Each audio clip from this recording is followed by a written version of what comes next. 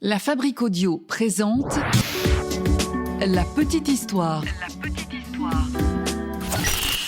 www.lafabriqueaudio.com.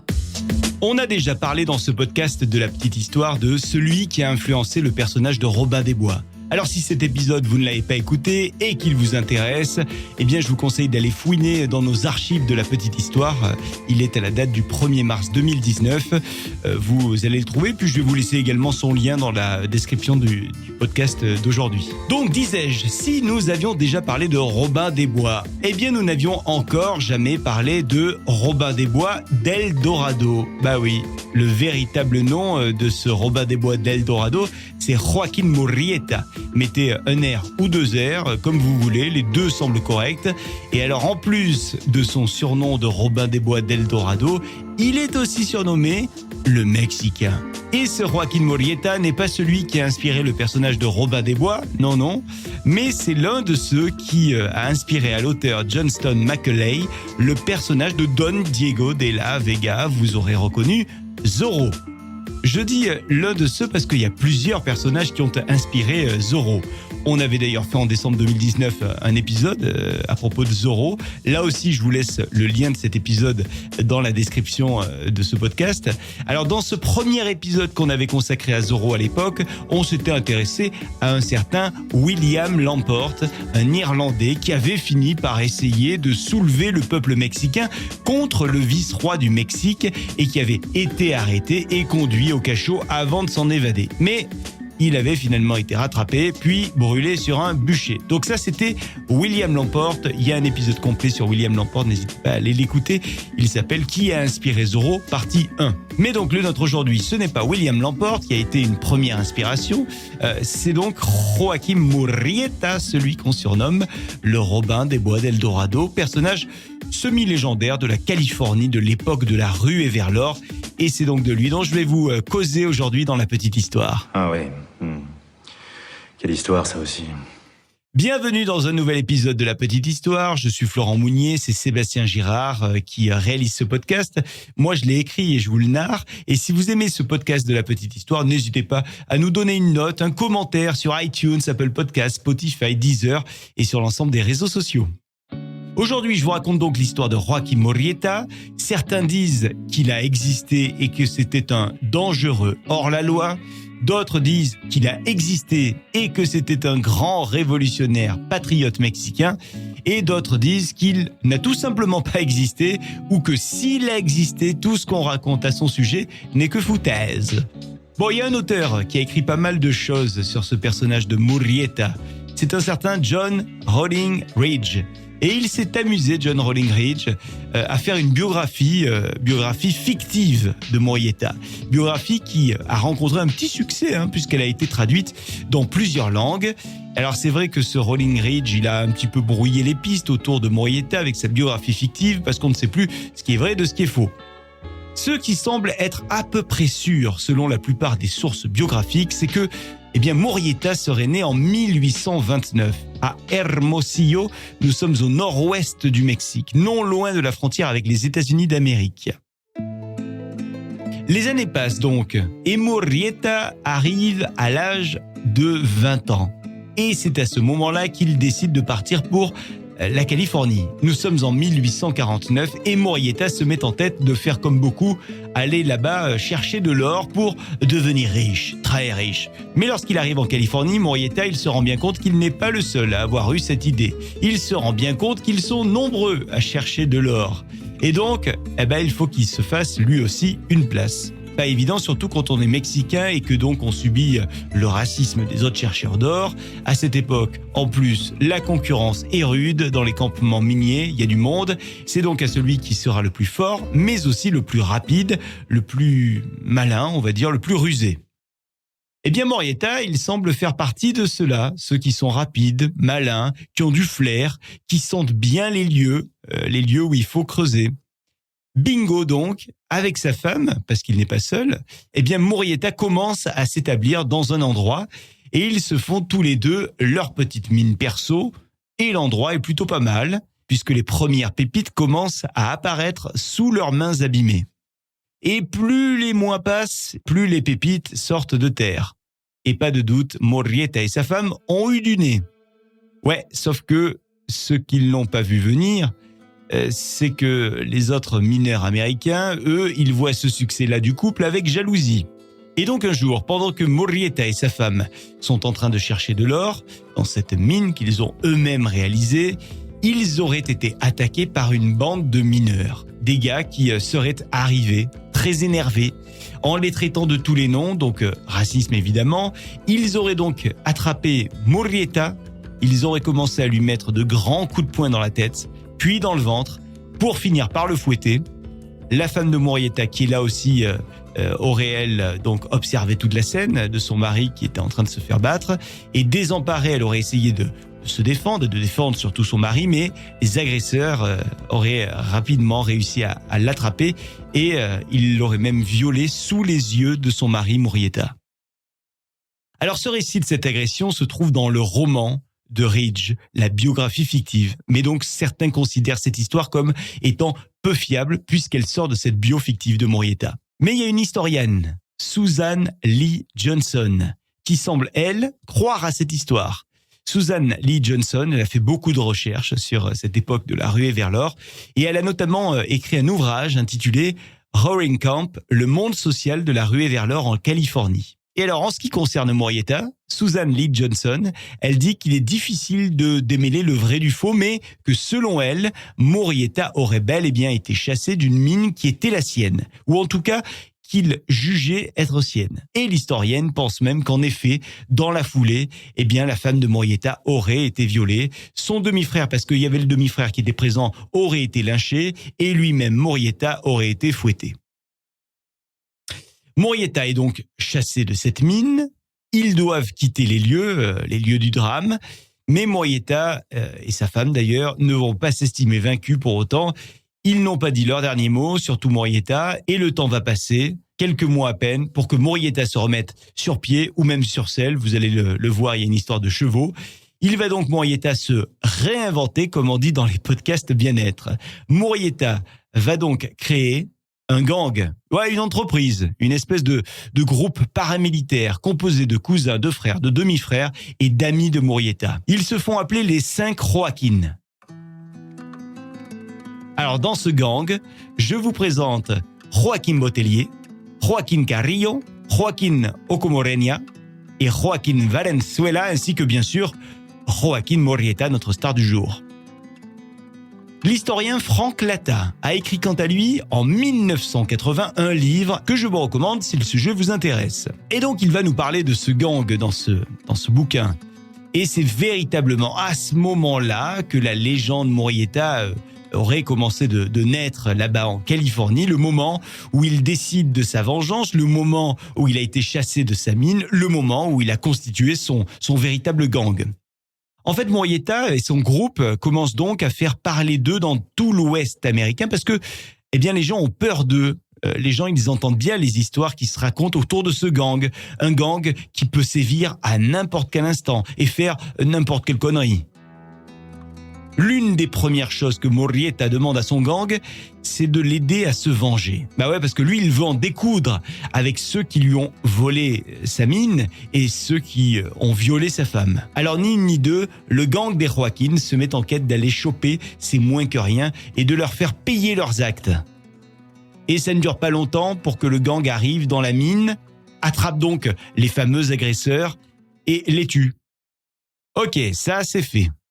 Une fois cette mission terminée, le gang se demande de quoi il va bien pouvoir vivre. Mais la question ne tarde pas trop à trouver réponse puisque le gang décide illico presto de continuer sur sa belle lancée, n'est-ce pas, et commence à attaquer des trains en Californie. Les 5 Joaquin vont également voler des chevaux. Puis ils vont se lancer dans le commerce illégal de ces chevaux. Des chevaux qu'ils font passer aux États-Unis, du comté de Contra Costa à la vallée centrale à travers la chaîne Diablo, une chaîne de montagne qui se trouve dans l'ouest de la Californie. Bon, en gros, partout où le gang passe, les gens trépassent ou ont très peur. On dit que le gang des 5 Joaquin aurait tué jusqu'à 41 personnes dans sa carrière. En mai 1853, l'État de Californie qualifie de criminel le gang. Du coup, pendant 3 mois, grand branle-bas de combat, il va y avoir une chasse à l'homme énorme pour arriver à choper, vivant ou mort, nos 5 Joaquin. Alors, il y a 20 Rangers qui sont dépêchés. En tout cas, il y a 20 gars qui arrivent. Ce sont des vétérans de la guerre américano-mexicaine et qui se présentent pour être embauchés pour chasser le gang. L'État paye donc ces Rangers de Californie $150 par mois pour traquer ce gang.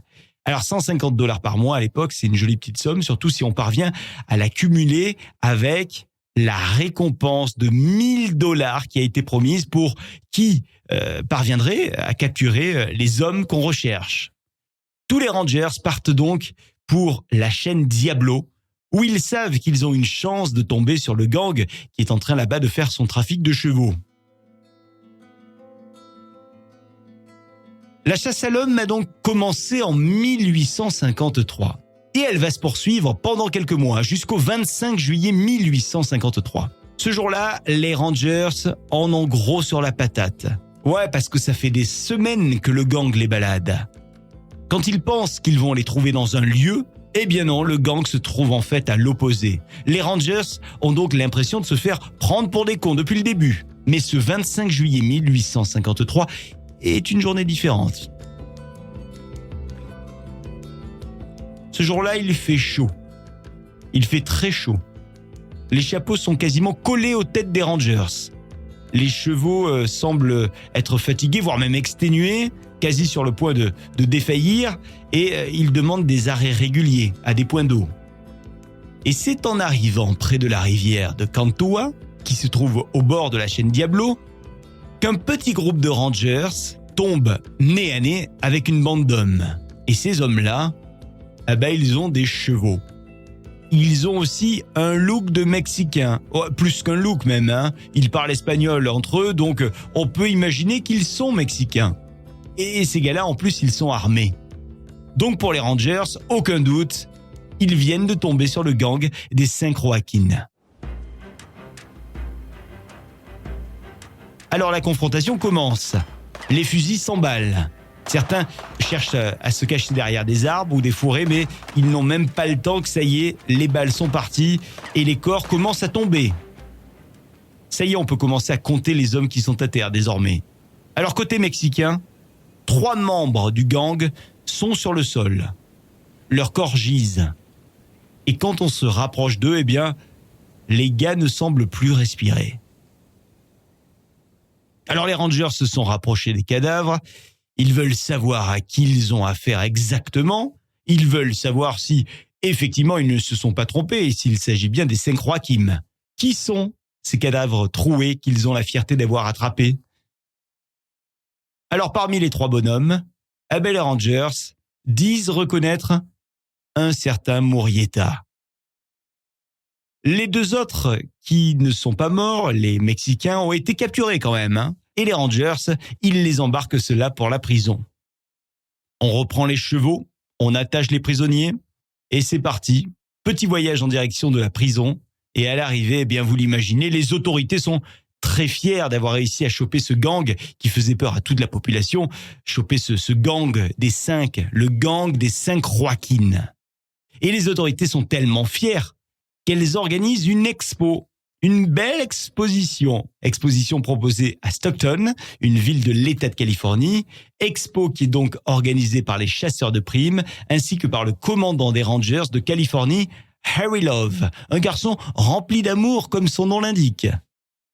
Alors l'exposition est accessible à tout le monde pour seulement $1. Et vraiment, allez-y, ça vaut le coup. Franchement, c'est donné, c'est cadeau pour $1. On peut voir dans cette exposition une sublime tête dans une vitrine. Une tête qui a donc été arrachée, coupée.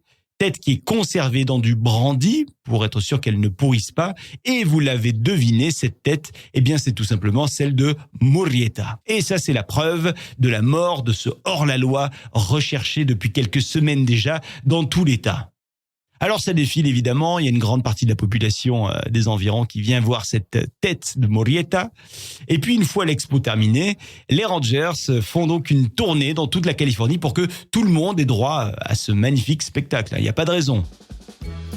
Allez, aujourd'hui on vous attend, toutes et tous, parents et enfants, pour voir la tête arrachée. $1 seulement pour voir le reste du gang le plus populaire de Californie.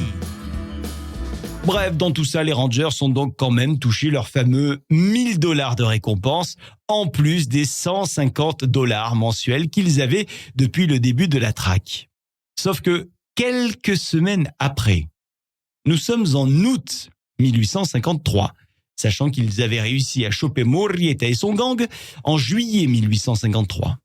Eh bien, un anonyme écrit au journal de San Francisco que les Rangers auraient assassiné un Mexicain innocent et que, selon lui toujours, il ne s'agirait absolument pas de Murrieta qui courrait toujours.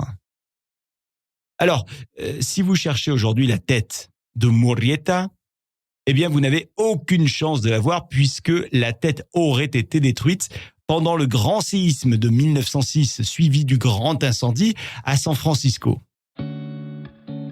Alors, vous l'aurez compris, il y a de nombreuses controverses autour de ce personnage de Murrieta, autour de l'existence même de ce personnage, autour de tout ce qu'on raconte sur ce personnage, autour de ce qu'il a fait et ce qu'il était.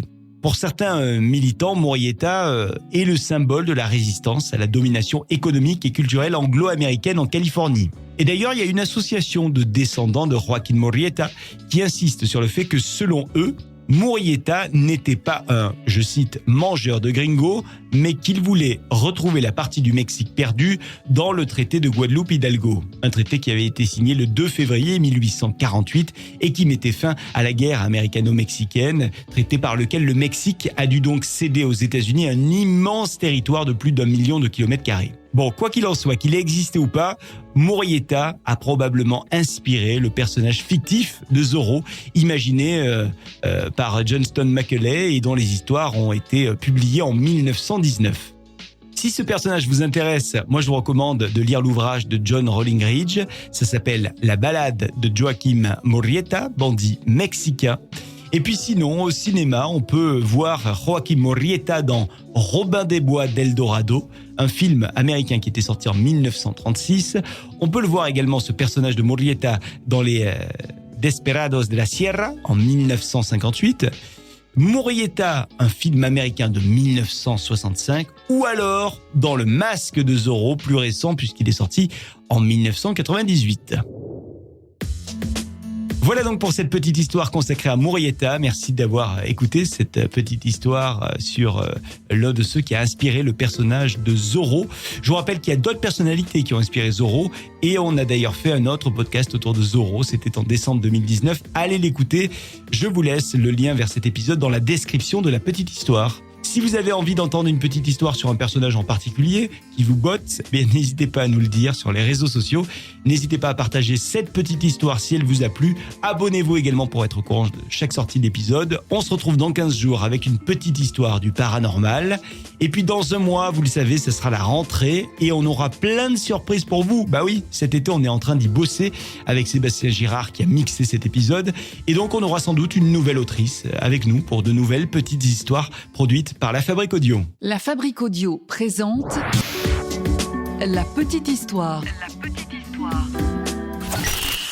Vous souhaitez devenir sponsor de ce podcast ? Contact @lafabriqueaudio.com. Alors, si vous êtes un lieu culturel, une asso, une entreprise, je vous le rappelle, vous le savez, La Fabrique Audio crée des contenus audio pour vous et avec vous. Si vous avez envie d'en savoir plus pour qu'on imagine ensemble un podcast à votre image, n'hésitez surtout pas à contact @lafabriqueaudio.com. On peut faire des podcasts audio et des podcasts vidéo, mais ça, on aura l'occasion d'en parler ensemble. À très vite.